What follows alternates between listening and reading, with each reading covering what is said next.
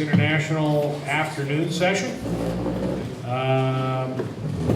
Our moderator panel, very briefly, Cindy Lake and Daphne Lee, two political activists, Karen Steelman, who's a VIPI auxiliary director, probably out there standing immediately behind the light. That's usually where she is. Will Crespo, who's a Air Force veteran and retired North Las Vegas Police Department lieutenant. Tim PETARRA, who's a Army veteran and with Veterans of America. Len Connell, a financial radio host here in town. Robert Luke, former Clark County District Court judge. Robert Faust, who is an Army veteran. TELLIS Napper, who is a DJ. Reign forever. Did it. And Scott LAFATA, who's the State of Nevada Director for Citizens for Better American Super PAC. Jim Jonas, who's a VIP talk show host, and Fred Conquest, who is the Executive Director of Citizens for a Better America. Our sponsors for this event, Scott Gormley, who's shortfall in the state budget. There are several Democrats that are serving in the state senate that say they are going to use this opportunity to ask for another tax increase on top of the one that we just had passed. If that comes to the floor for a vote, would you vote to raise the state tax another $4 million? If I heard you correctly, that's in support of veteran benefits. No, it's for the state Medicaid. For state Medicaid. Yes. That's something I would have to look into. I'm not a big proponent on, just go ahead and raise taxes. I'm a Democrat, but I'm not a proponent so much in raising taxes. I'm also a business owner, and the last tax hike that occurred affected business owners, especially small business owners. So that that would be something I would have to really look at the budget. I've been talking and speaking with people lately. It seems that there are some federal dollars sitting in Washington, D.C. I think we need to get aggressive to go after those federal dollars so that the state isn't getting hit with that. And and I believe that Medicare, Medicaid is it's a service that's needed. It needs to be funded, but we need to be. I think we need to be aggressive, with Washington D.C. Make sure that we get those funding. I've spoke to some people. I understand we're not even, going after certain grants, tax credits, or new market tax credits, different things that are sitting out there that we could be bringing in to help us. Thank you very much. Hi, Stephen. My name is Scott LAFATA, and I'm also the State Director for Conservatives for Energy Freedom. My question revolves around firearms restrictions and Second Amendment. Can you please share with us your thoughts on any future restrictions on firearms in the state of Nevada, or any thoughts you have in terms of background checks and so forth? The issue with firearms, it's very heated on both sides. I own firearms. Since I was a kid, I've been a hunter. I enjoy the benefits of owning a firearm.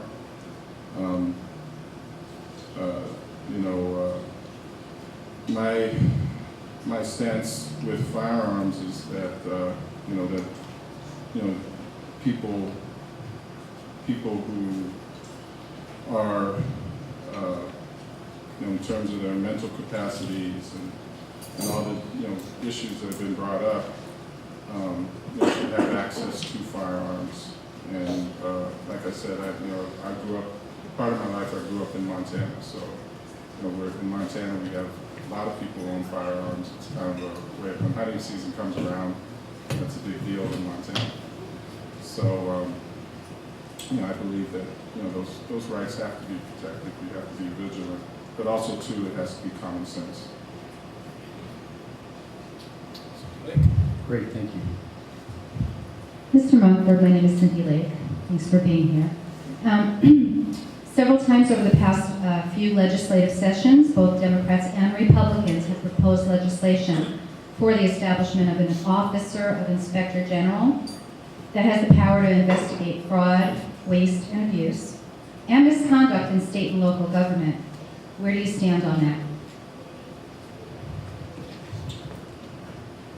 That office, who's putting that office together again? It says both Democrats and Republicans Democrats. have proposed legislation, and I'd like to know what your position is. I mean, I believe that our public officials should be, and our representatives should be kept, at a high standard in terms of ethics and how they conduct themselves. If you're crossing your T's and dotting your I's and doing the right thing, you shouldn't have any problem if you in terms of your ethics and being with the order, to have something like that, checking on you to see if you're doing the right thing. And since both parties are supporting it, I don't think I have a problem with that. Thank you so much. Good afternoon, Mr. Munford. My name is Robert Faust. Where do you stand on abortion, women's rights, Planned Parenthood? Would you fund it, defund it? And what about school sports? Well, the first question is pretty hard. But the second question, I've in terms of school sports, I've been a coach here in youth sports, for over 10 years. I currently coach. I'm the assistant and JV coach at Mojave High School. I also am a defensive line coach over at Faith Lutheran High School. I kind of followed in my father's footsteps. He's a coach here in Las Vegas Valley for a long time. I believe in terms of sports, I think it's very important for our youth. In terms of, they always say keeping them off the streets, keeping our youth off the streets, keeping them engaged in a positive activity, and having good people who are coaching them and involved in their lives and mentorship and helping them develop, becoming better people involved in those programs. I think that's an important part. Actually, my question was more like, what about defunding public school sports and turning it over to the private sector? I would be against that. Like I said, I think over at Mojave High School, there are kids over there that 75% of kids at Mojave High School are on assistant lunch programs. And they're asked to fund their own athletic participation. Sometimes they pay up to $300 to $400, those same kids who can't afford a meal at school. So I think there is a need for that funding at the public school level for them to participate. Thank you. On On the Planned Parenthood?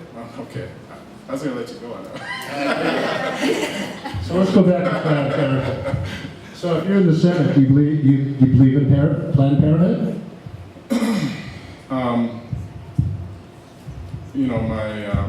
I was raised a Christian. I'm a Catholic.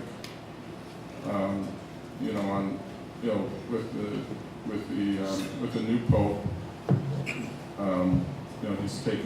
he's actually taken some kind of liberal stances on some things lately. I think in many instances that the need for abortions and those services, especially for women, I believe they're needed.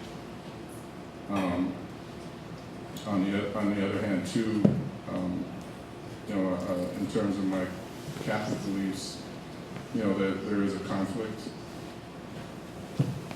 Excuse me, but in terms of funding, I believe that there does need to be funding in that area because there are women who need those services. Thank you. That was Robert Faust who asked that question. Next is Daphne Lee. Hello, thank you so much for being here. My question was, I got some new information today doing these interviews, which are a good learning experience for everyone, that Metro can only be audited by the sheriff himself, which obviously there's a conflict of interest there, and the chances of that likelihood happening are probably pretty slim. He said that you would have to take it up to the state or federal level in order to have a forensic audit done on Metro. Would you be in favor of, say, I don't know how it would work at the state level, I'm learning this, of having that done just for transparency's sake and to make sure we're on the up and ups, since we keep increasing taxes to fund Metro, that everything is in good standing? You know, recently I seen on the news that, in terms of the county commission, there were some issues with the county had with their budget. And I think if there was an opportunity for an outside agency, such as the state or feds, to be able to come in and do something like that in terms of transparency, that would make everybody, the taxpayers and everybody, feel more comfortable in terms of what they're funding with our police force. My name is Tim PETARRA. So looking at your website, I noticed you have a lot of education stuff. You're big on education. So my question is, as a millennial voter, my generation looks for new ideas and ways to make things more efficient, because we're the ones paying the bill, basically. We're the ones putting the taxes and the Social Security and whatnot. So here's my question. Do you support school vouchers? Why or why not?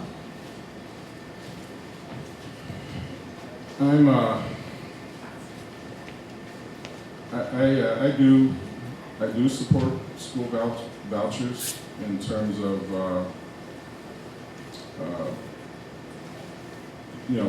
just being involved with the youth and coaching. A lot of parents try to get the best education services that the Las Vegas area can provide.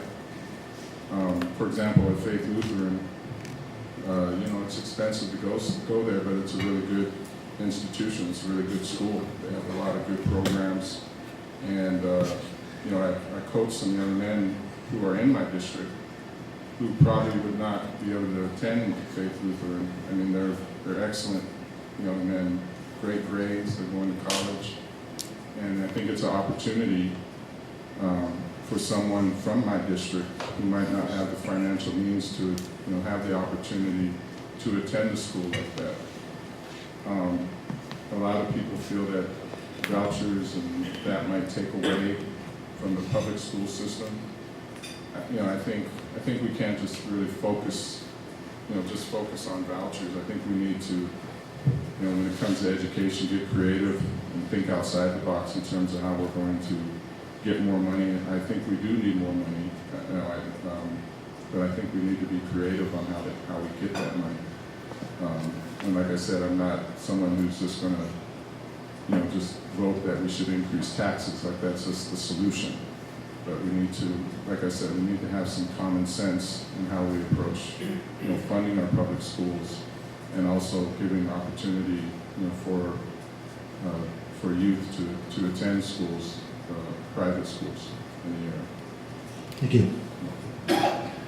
Hello, my name is TELLIS. You kind of answered the question that I had. My question was, what would you do to better the public education system here in Nevada? Because we're always last. So, what would you do to at least make it better? I think, my father's a big proponent in education. My father, he worked as an educator in the Valley since the 1960s. Mr. Beers went through my father's classroom. And so, we've spoke about this. One of the things, and I tend to agree with my father, one of the things that my father, in terms of veterans or in the public as a whole? Just the public as a whole, mental health services. Well, mental health services is, I think our healthcare system and mental health system is strained in the area.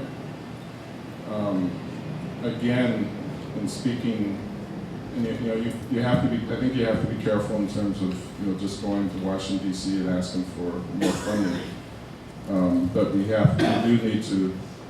do need more services. We do need more facilities.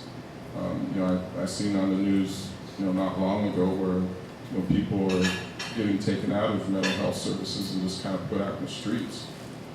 And that's something that, that can't happen, for those services.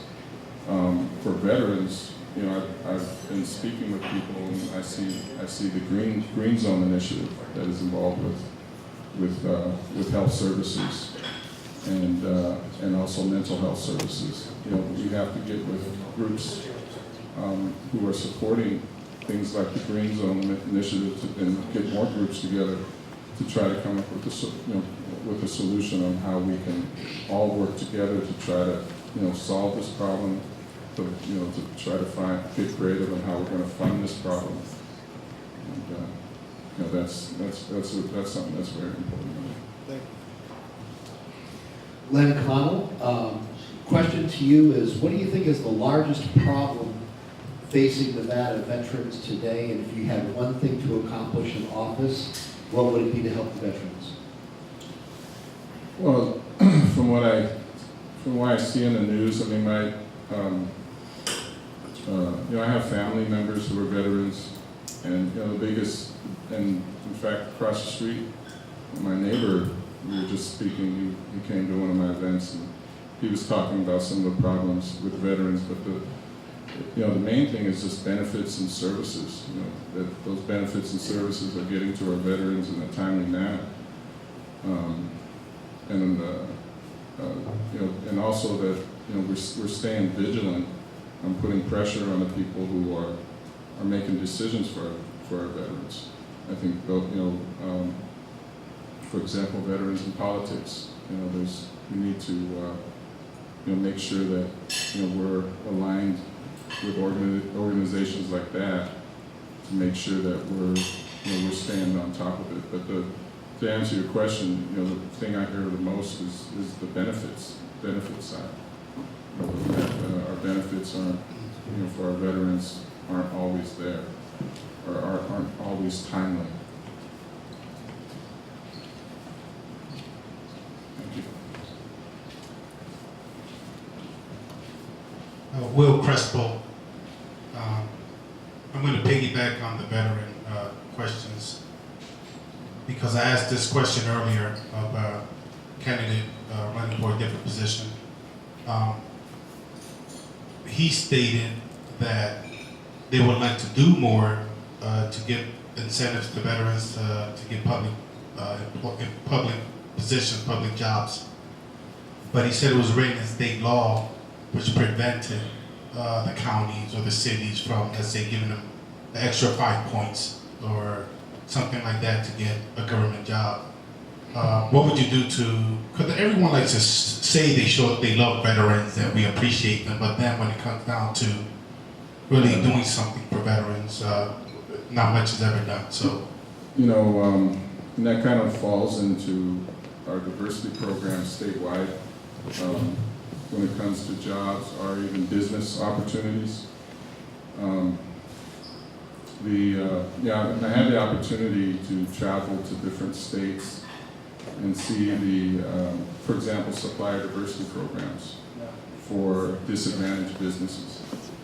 And veterans are definitely in that class in terms of disadvantaged businesses. And so, the state of Nevada, seems like they will always quote an NRS statute or something to that effect when it comes to whether it's a minority business or a woman-owned business or a veterans-owned business, any type of disadvantaged business or for a job. And I think one of my hot-buttons is to get up into Carson City and either to get rid of those laws or change those laws, because in other states, they don't do that.